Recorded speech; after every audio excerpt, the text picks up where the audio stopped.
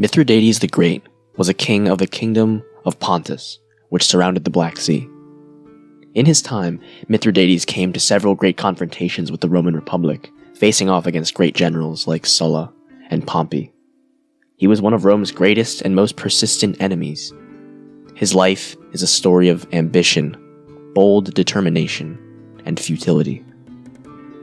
This is his story.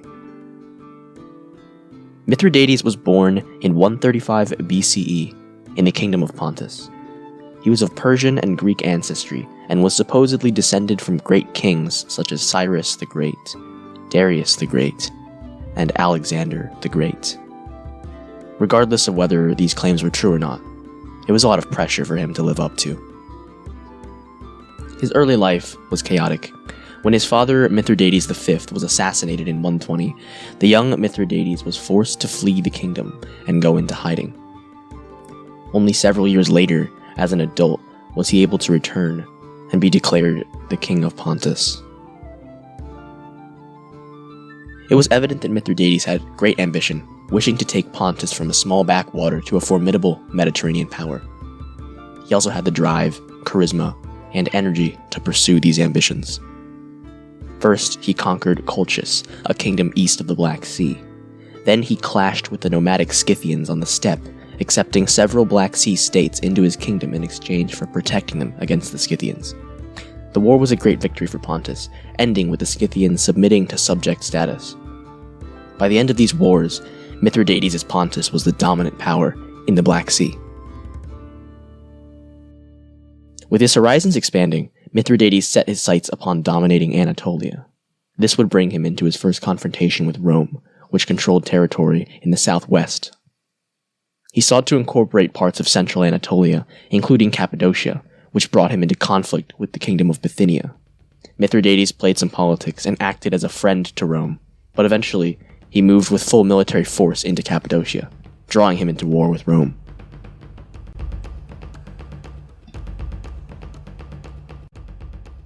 The series of wars that came to be known to the Romans as the Mithridatic or Pontic Wars began with a stunning victory for Mithridates. He defeated a combined Roman-Bithynian invasion of his territory and marched unopposed into the newly conquered territories of Anatolia. All of Asia Minor was swiftly taken under Pontic control. The population cheered his army everywhere it passed. It was here that Mithridates made himself infamous. He knew he had to wipe Rome from the map in this region of the world, but perhaps he took it a little too far.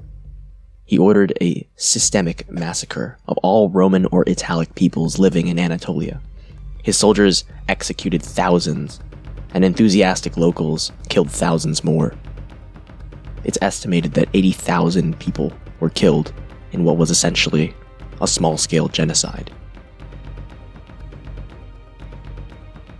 Mithridates' Pontic kingdom had widespread appeal to both Persian and Greek peoples. Mithridates himself claimed that his dynasty descended from the greatest kings of Greece and Persia, and he promoted the spread of both Persian and Greek culture throughout his territory. At one point, it seemed he might become the new vanguard of the Eastern Mediterranean against the looming power of Rome. His power grew so formidable that he moved into Greece itself, which had been a Roman province for decades, and was welcomed with open arms by the citizens of the Greek cities, including Athens. He besieged the last remaining Roman forces in the area and dared the Romans to do something about it. Here, however, he experienced a taste of the full power of Rome. Lucius Cornelius Sulla, a great Roman general who would later become the dictator of Rome, led several legions through Greece in 87 BCE and cowed most of the Greek cities into submission. Athens, with strong walls, held out under siege, but it too fell in early 86.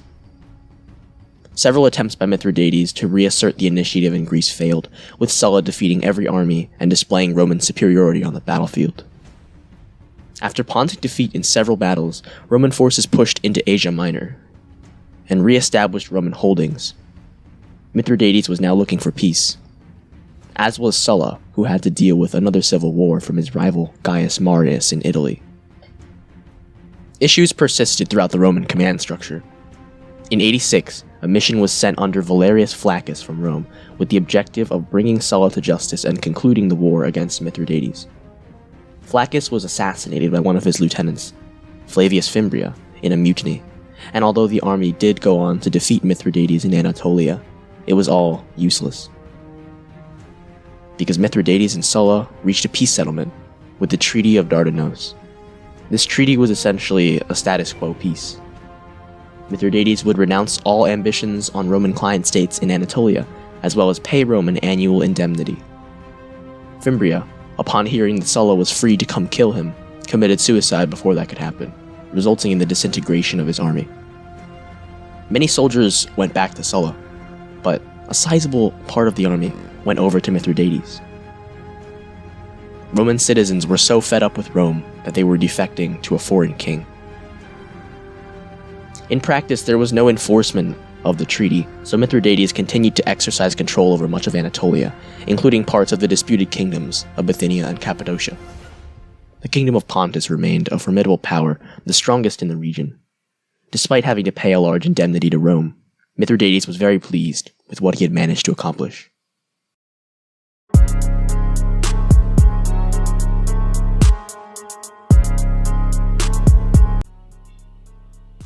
The second war between Mithridates and Rome was fairly inconclusive. One of Sulla's lieutenants, seeking further glory and a triumph for himself, led troops into Pontus, which prompted a battle that Mithridates won, forcing the Romans back to their territory. Eventually a peace settlement was negotiated by Sulla, but Mithridates had made advances into Cappadocia, and Pontic authority was there to stay. In the aftermath, Mithridates worked on securing his swift conquests of the past decade. He strengthened his alliance with the kingdom of Armenia, where his relative Mithridates the Great ruled. Together they consolidated their respective spheres of influence. Mithridates, who was also known as the Great, brought Armenia to dominate a large part of the Near East and achieved its greatest territorial extent. Throughout this interim period, Mithridates was in correspondence with a rogue Roman general, Sartorius. Sartorius was an ally of Gaius Marius, and while Sulla had gone back and asserted his dominance in most of Roman territory, Sartorius continued to hold out even after Marius' death in the province of Hispania. He used guerrilla warfare and the loyalty of the locals to successfully resist Roman authority for over a decade. Mithridates saw a great opportunity here. He proposed to Sartorius that they coordinate a joint campaign to destroy Roman authority from both sides. It would be a slow process and take time, but perhaps they could besiege Roman power and eventually lead to a fracturing in the Roman world.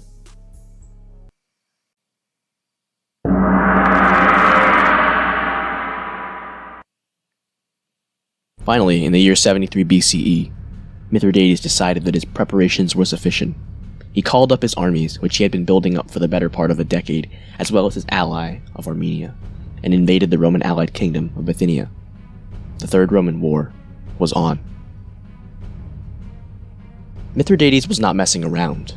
Appian tells us that he had as his allies the Armenians, Scythians, Taurians, Sarmatians, Thracians, Achaeans, Calibes, Heniokai, Leucosyria. Yeah, he had a lot of allies. There were plenty of people who didn't like Rome and felt attracted to Mithridates as a rival center of power. He quickly moved through all the kingdoms of Asia Minor, finding once again willingly loyal populations. It seemed as though Rome would again be losing everything east of Europe. Assembled around Mithridates as he besieged the last Roman holdout city in Asia was an army of massive size.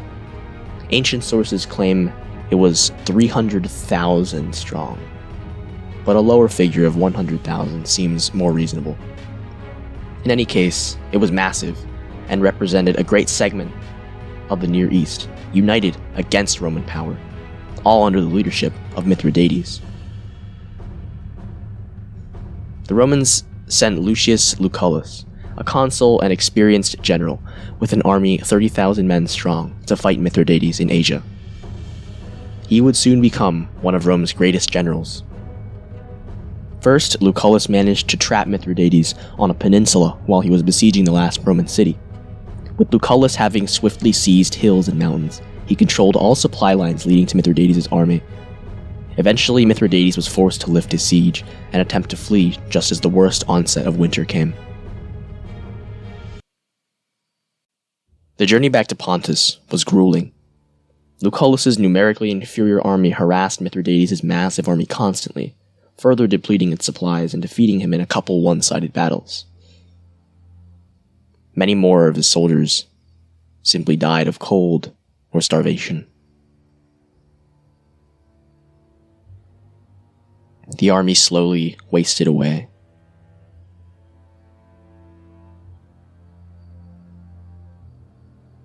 By the time winter was over and Mithridates was safe in Pontus, his army had been reduced to a mere 20,000 effective fighting men. He was forced to begin hasty preparations for a defense of Pontus. Lucullus came in 72 with his army, now strengthened by Anatolian locals who had come back to the Roman fold. Mithridates attempted to use Lucullus's strategy against him by targeting the Roman supply lines. However, the Romans were sure to reinforce their supply trains with soldiers, leading to devastating results. One attack on a Roman supply train by Pontic cavalry saw the horsemen mauled by the steadfast defense of Roman infantry. Another attack, this one of Pontic cavalry, was caught in a bottleneck and largely destroyed.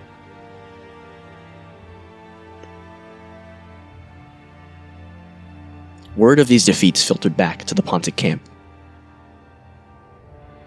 The defeats were relatively minor, but tensions were already high, and both leaders and soldiers alike were easily unsettled. In his tent, upon hearing of this defeat, Mithridates broke down in a panic. He had been in this situation before, but never had things been so desperate or so pressing. He knew that his army, outnumbered, stood no chance in an open battle.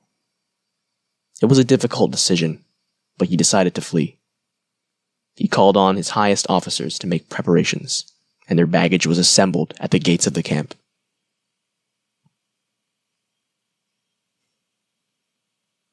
Unfortunately, the soldiers saw the preparations. They caught wind of what was happening. Their officers were about to abandon them.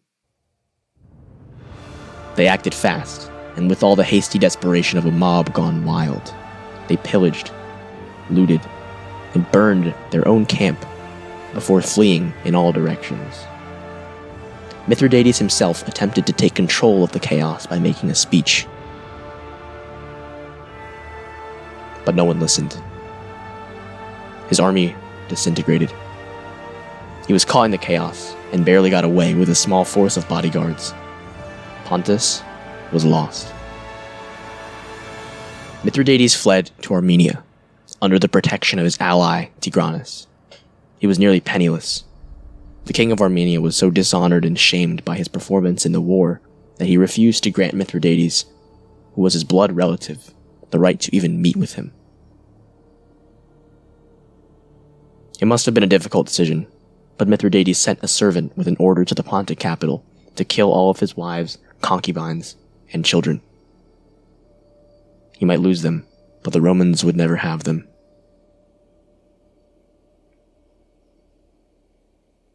Tigranes thought he would have better luck in dealing with the Romans. In 69 BCE, he raised a massive army, and when Mithridates advised him to fight asymmetrically against the Romans, Tigranes scoffed.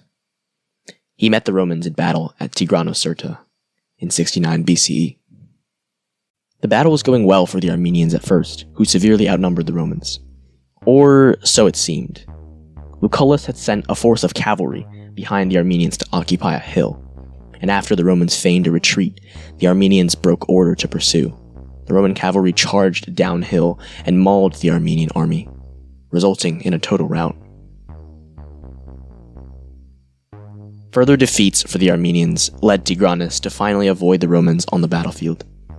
Mithridates, while Lucullus was bogged down conquering Armenia, snuck back to Pontus with small detachments of soldiers and quickly retained the loyalty of his people, retaking his kingdom.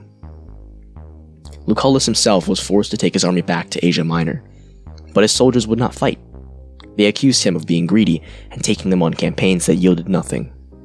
While Tigranes and Mithridates again prepared for another confrontation, Lucullus left. He was to be replaced by another great general.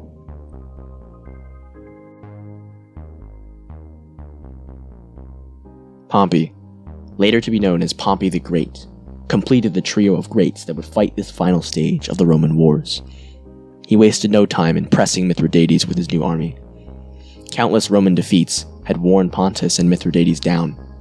Now they shied away from direct battle and attempted to starve Pompey's army out. However, Pontus was not a large kingdom, and Pompey's supply lines were easily able to keep up. Eventually, Pompey's army caught up with Mithridates. The battle was a sad affair. Both the Pontic soldiers and the great king himself seemed broken. When Pontic riders rushed back to camp to mount horses for a confrontation, the rest of the army thought they were fleeing, and the entire army, once again, disintegrated. Mithridates got away again. He fled north, around the eastern shores of the Black Sea, stopping in the kingdoms he had conquered so many years ago and extracting as much money and assistance as he could. It wasn't much. Those who followed him had nearly lost faith, but were still following him simply because of how great he had once been. While he made his circuit, Pompey was busy destroying the last armies of Tigranes in Armenia, which he finally subjected to the state of Roman vassal in 65 BCE.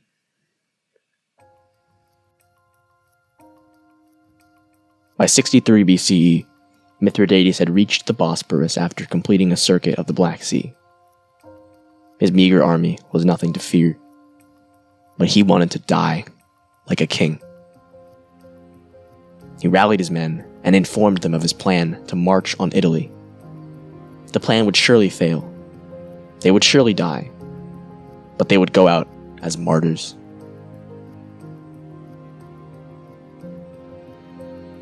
This plan was not well received.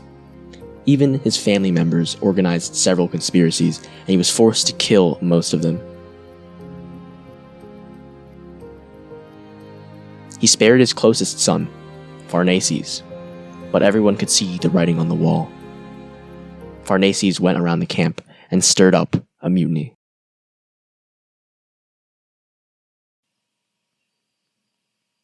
In the middle of the night, Mithridates was awakened by shouting from the camp. He sent messengers to find out what was going on. A messenger came back to him and said quietly, "We want your son to be king. We want a young man, and you are an old one.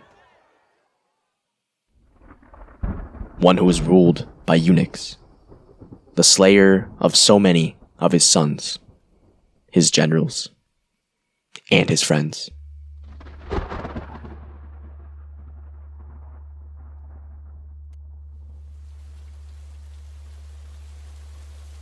Mithridates fled the camp.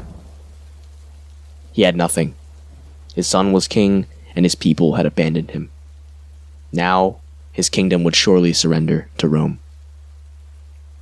He was huddled in a shack not far from the camp. Only 2 of his daughters and a slave accompanied him.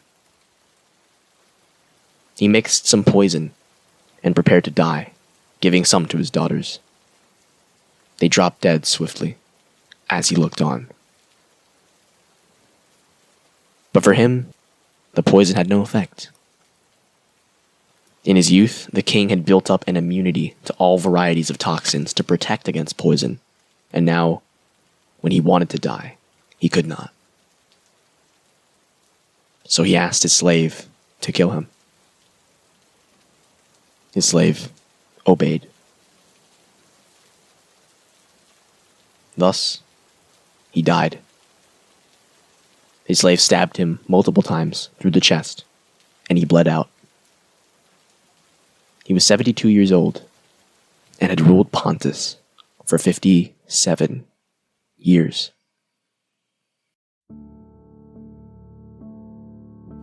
Mithridates was a great king. That much is undeniable. His feats, the magnitude of which cannot be overstated, were unprecedented. Never before had such an upstart power presented such a real challenge to the power of Rome near its height. He took a backwater kingdom and raised it to become the greatest power in the region. He fought Rome for nearly 3 decades maintaining obstinate resistance until the very end, and refusing to surrender. And he died exactly how he wanted. An honorable death, far from the prying eyes of jeering crowds and ignoble defeat. In life, he may have failed, but in death, he had the privilege of the most spiteful victory. In a way, Mithridates was David fighting against an unstoppable Goliath. His remarkable bravery and determination in fighting for an impossible victory more than earned him the title of the Great. He dedicated his life to fighting against Rome, and he left this world never having given up. After every defeat, every setback, every time he had to sacrifice everything to continue the fight, he was a shell-shocked and utterly broken man. And yet, one must imagine, as he lay upon the floor, bleeding out from stab wounds and gasping his last, beside the bodies of his dead daughters, that for the first time in a long while, he was free. Free of worry. He could at last let go. He was satisfied. He was happy.